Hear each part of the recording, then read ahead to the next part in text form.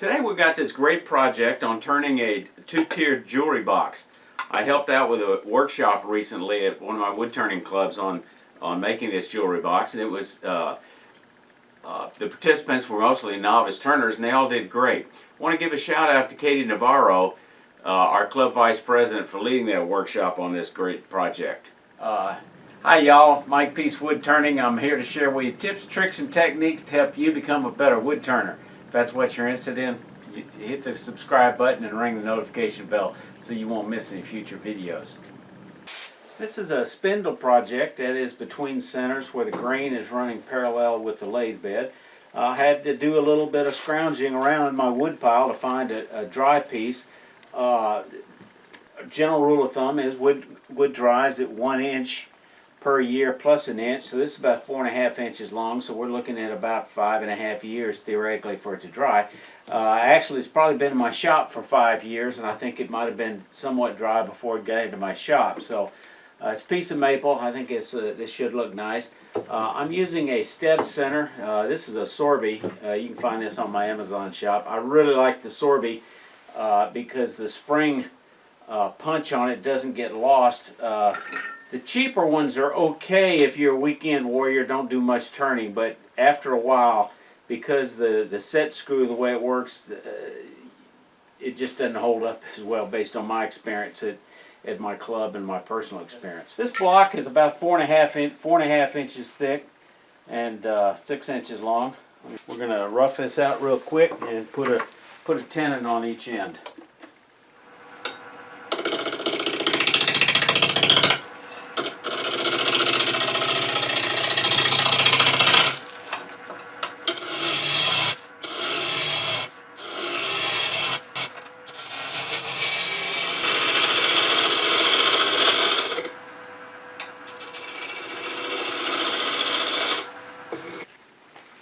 So let's go ahead and take that down and put a tenon on it. I'm going to use this beading and parting tool. I'm making the tenon somewhat short, somewhere between 1/8 and 1/4 of an inch.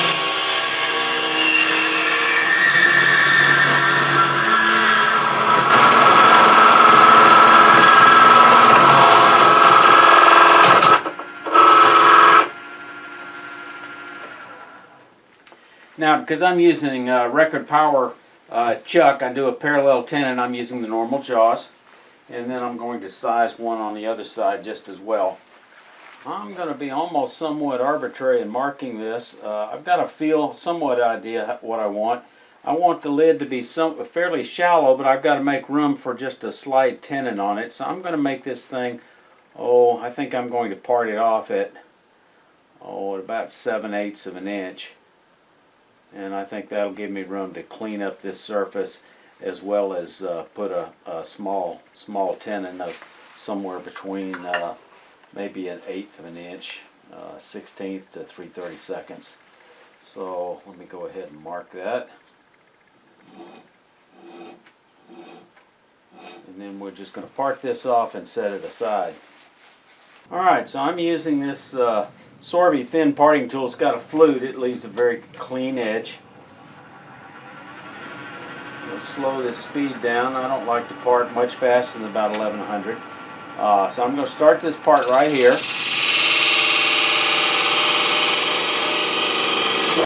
Now we're going to make a second part about at least halfway the thickness of the parting tool so it won't bind. So I'm going to kind of leapfrog back and forth.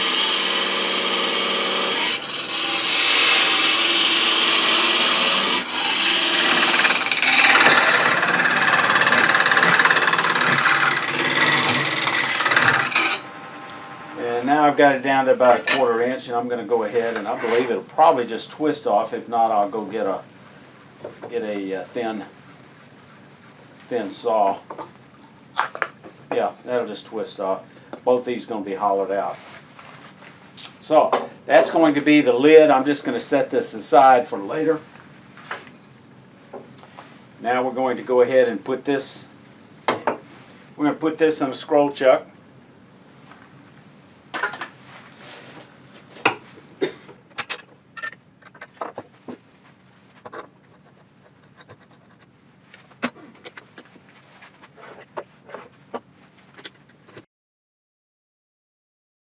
Okay, this box is going to have two partitions, so I'm going to go ahead and mark this one off the thickness, but I believe I'm going to make this thing, at least an inch. So this is going to be the middle tray that's going to be recessed. It's going to have a cup in the middle, a little cove here. First thing I need to do is mark off where I'm going to have the recess for the lid to fit into.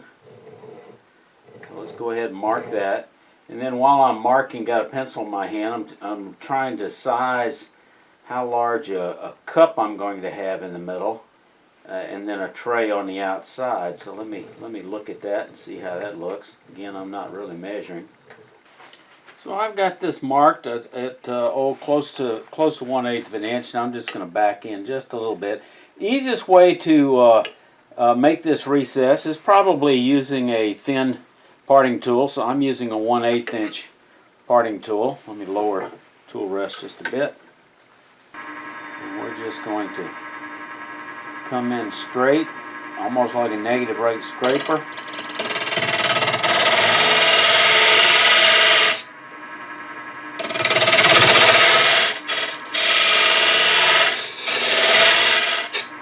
So I'm going to use a 3/8 inch spindle gouge, and I'm going to go from the middle and scoop out. I'm going to start at about 10 o'clock, center it on the middle, just go in, and just pivot it, open it up a little bit.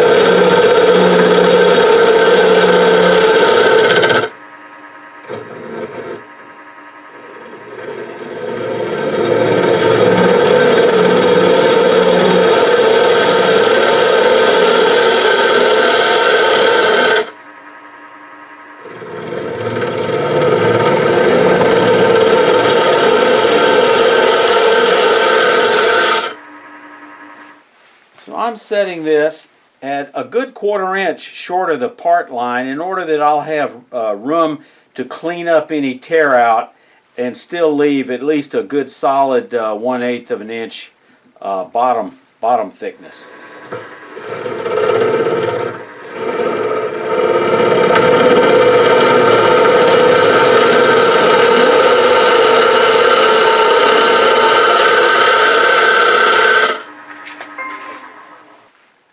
So this wood is a little punky, too punky for me to use a scraper like I might typically use on end grain. So I'm going to try something different. I'm going to use the Hunter. Some of y'all think I never use carbide tools, but I'm using the Hunter Carbide Viceroy.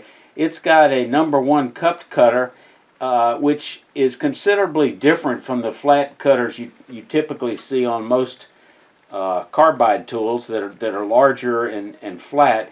This one is actually tilted just slightly, and it faces down, so as long as I keep this in a right orientation on the tool rest, it's at the right angle to actually slice. So we're going to slice right at the center and come up and see what happens.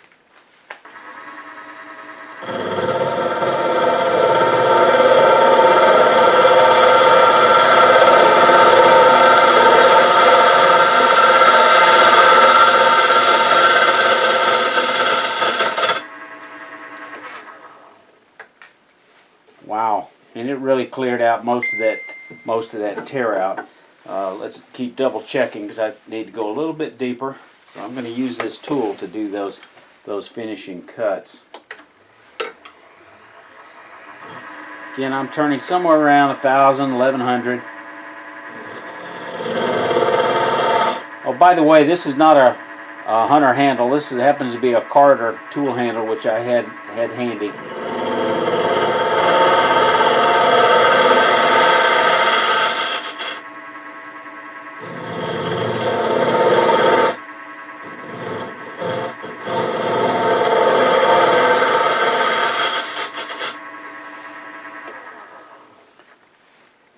And that's done a very nice job of dealing with most of that torn grain, and sanding will deal with the rest. I'll have a link to Mike Hunter's website where you can check out his tools, and they're also sold by various vendors. This small cup #1 cutter is the same one I actually use on my Lyle Jameson hollowing rig. It's one that Lyle Jameson really likes, and I like it a lot too. Now I'm going to cut a cove, leaving a kind of a thin wall here. I'm going to cut a cove right here, coming in from both sides. Going to come from the center out and from the center in, since we're doing in grain.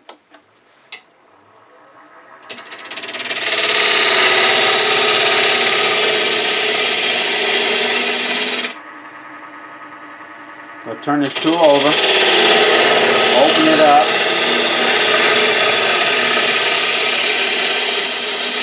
I'm going to leave, leave room to clean up with that hunter tool. Now we're going to try it this way. This wood's got a lot of figure to it, but it is kind of chippy.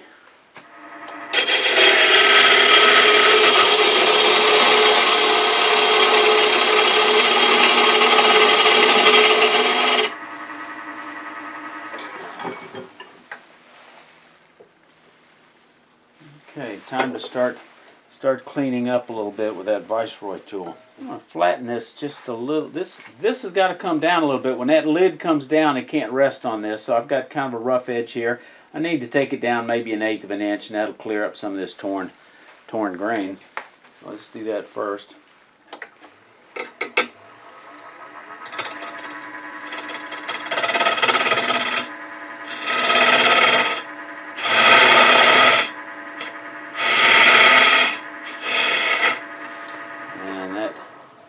Nicely finished off that surface.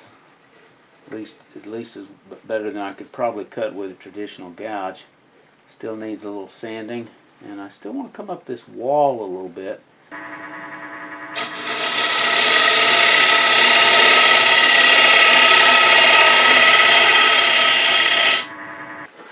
Okay, I'm going to go through all the grits, sanding the inside of this off the camera. I'm going to start with 120. I'm using a little lubricant, sanding lubricant.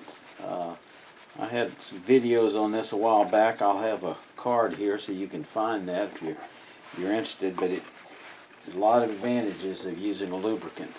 So we're going to slow the lathe down as we sand this. All right, I'm going to part this down a little ways, but just enough so I'll know where the bottom is. Then I'm going to come over here and take just a little bit and make a little bit of a tenon that's going to be used to fit into the bottom part of the box. So let's just again move the tool rest back just a little bit so I have enough support for this not being on the angle. And I'm going to come in right here.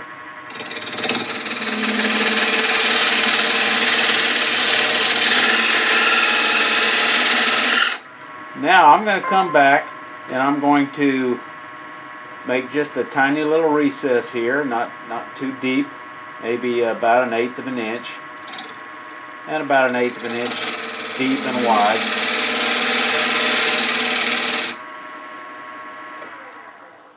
And that'll take care of that. And that's going to fit in the bottom. Now I'm going to go ahead and part off the entire tool, the bottom. I'll do that off camera. Okay, I've parted down as far as I care to go with this before running the risk of having this fly off and damaging it. So I'm going to take this pruning saw and just finish cutting it off a little bit.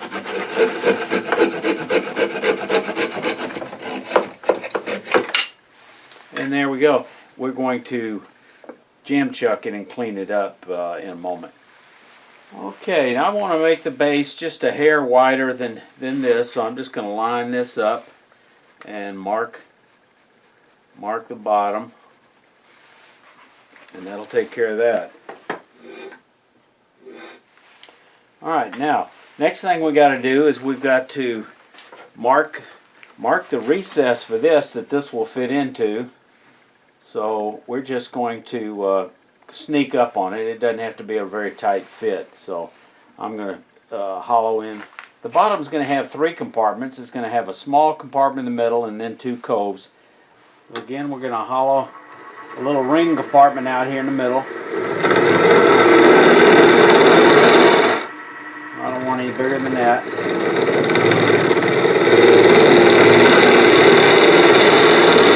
It'll be deeper and we'll come back and clean that up. But meanwhile, I just want a little bit of clearance here to be able to get that tray down in there. I'll come in back here and just open this up a little bit.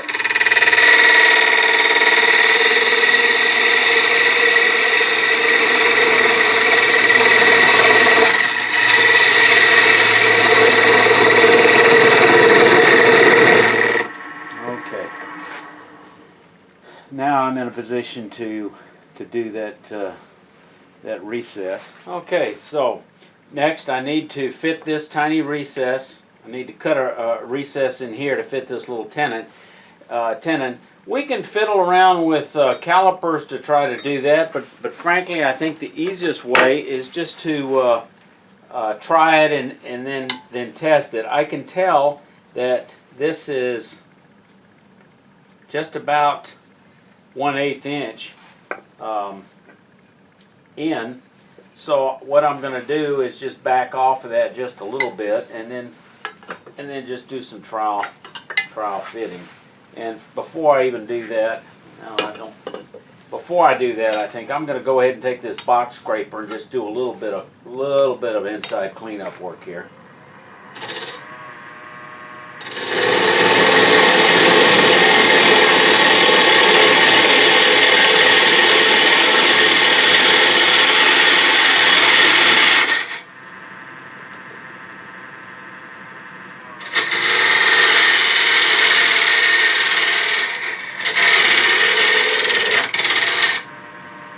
Just make sure I got a little room in there for that lid to fit down.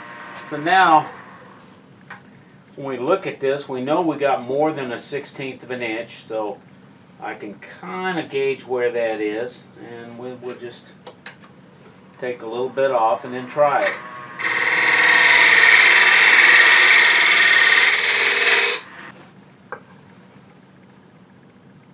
Close. Actually, you can do that with the parting tool. Sometimes I prefer to use a box scraper because I can line this up and it fits on the tool rest a little bit better.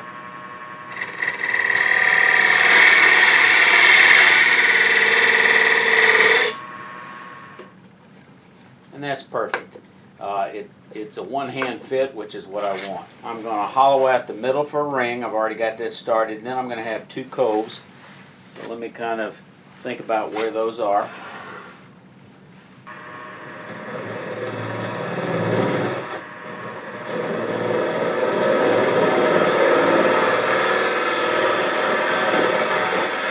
You should see a link on the screen here somewhere for part 2. Y'all stay safe. Come on back here.